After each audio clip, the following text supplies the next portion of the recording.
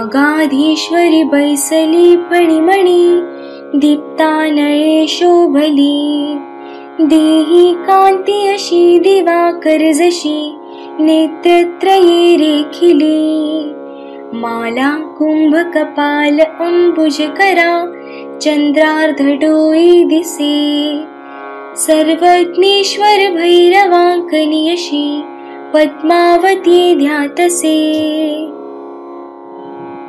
दुर्गा सप्तशती अध्याय 6 आणि 7 यामध्ये आपण धूम्रलोचन आणि चंडमुंड वध बघणार आहोत. देवीच्या सांगण्यावरून सुग्रीव नावाचा दूत दैत्यराजाकडे नाखुशीने परत येतो आणि देवी जे म्हणाले ते सविस्तर कथन करतो.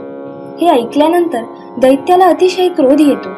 ताबडतोब तो धूम्रलोचनाला आपलं 60,000 सैन्य घेऊन देवीकडे जाण्याची आज्ञा देतो आणि सांगतो की तिला केस धरून ओढत आणा.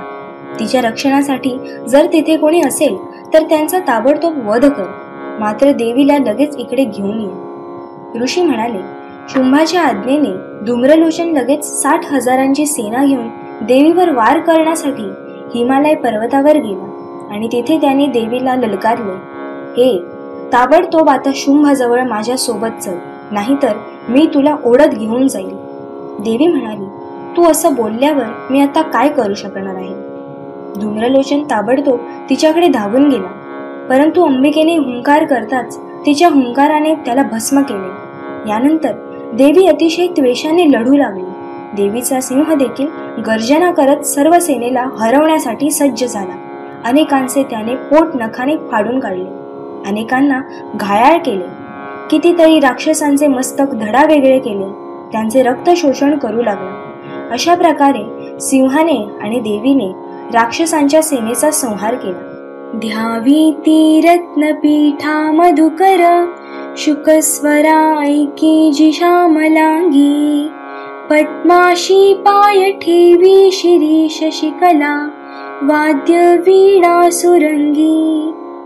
कंठी कल्हार माला नियमित, विलसे चोळी ती रक्तवस्त्रा. मातंगी शंख पाचा मधुर मधुमदा, कुंकू भाळी विचित्रा. हे पाहून शुंभ अतिशय क्रोधित होऊन आपल्या चंड आणि मुंड नामक 2 महादैत्य यांना म्हणाला, हे चंडमुंड, तुम्ही दोघेही तिच्याकडे जा आणि तिच्यावर आपल्या सैन्याचा, आपल्या अस्त्रांचा प्रभाव पाडून तिच्यावर तुटून पडा आणि त्या सिंहाला देखील इथे घेऊन या.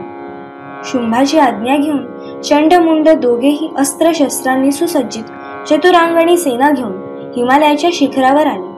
त्यांनी देवीला तिथे मंद स्मित करत शांत बसलेले बघितले. देवीला बघून सर्व दैत्य तिला पकडण्यासाठी बघू लागले. अनेक जण युद्धाला सज्ज झाले आणि हे सर्व बघून देवी अतिशय क्रोधित झाली. रागाने देवीचे तोंड काळे पडले, कपाळावरील भ्रूकुटी वक्र झाल्या आणि त्या भ्रूकुटींमधून विक्राळमुखी काली ही प्रगट झाली, जिने हातामध्ये तलवार आणि पाश घेतलेलं होतं आणि खटवांग नावाचं एक विचित्र आयुध देखील तिच्या हातात होतं. तिने चित्याच्या चर्माचे वस्त्र धारण केलेले होते. नरमुंडांच्या माळांनी ती अतिशय शोभून दिसत होती. तिच्या शरीरावरील सर्व मांस सुकलेले होते, फक्त हाडे दिसत होती आणि त्यामुळे ती दिसायला खूप विचित्र दिसत होती. कालिका देवी सर्व सैन्याचा नाश करू बघत होती. त्याचबरोबर अनेक सैन्य, अनेक योद्धा, अनेक हत्तींना देखील की एकाच वेळेला पकडून तोंडात टाकत होती.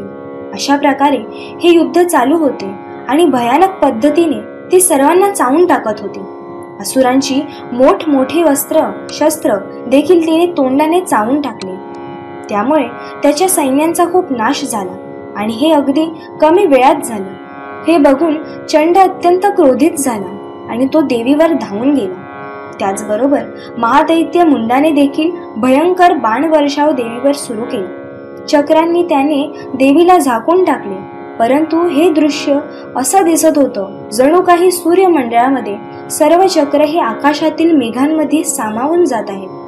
तेव्हा देवीने अत्यंत भयंकर गर्जना करत क्रोधाने अट्टहास केला.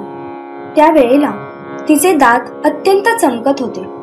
देवीने एक मोठी तलवार हातात घेतली, चंडावर धावा केला आणि त्याचे केस पकडून त्याचे मस्तक धडा वेगळे केले.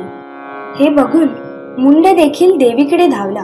तो अतिशय क्रोधित होता, परंतु तलवारीच्या एकाच घावामध्ये देवीने त्याला जमिनीवर पाडले.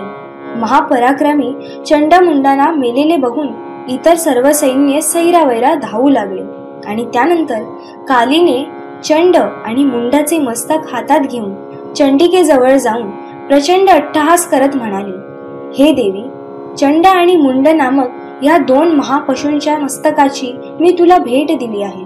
आता शुंभ आणि निशुंभ याचा वध तू स्वतःच कर. देवी चंडी कालीला आपल्या मधुर वाणीत म्हणाली, देवी, तू चंडमुंडांना घेऊन माझ्याकडे आली आहेस, म्हणून या सृष्टीमध्ये चामुंडा नावाने तुझी ख्याती होईल. अशा प्रकारे 6व्या आणि 7व्या अध्यायातील कथा या ठिकाणी संपूर्ण झाली.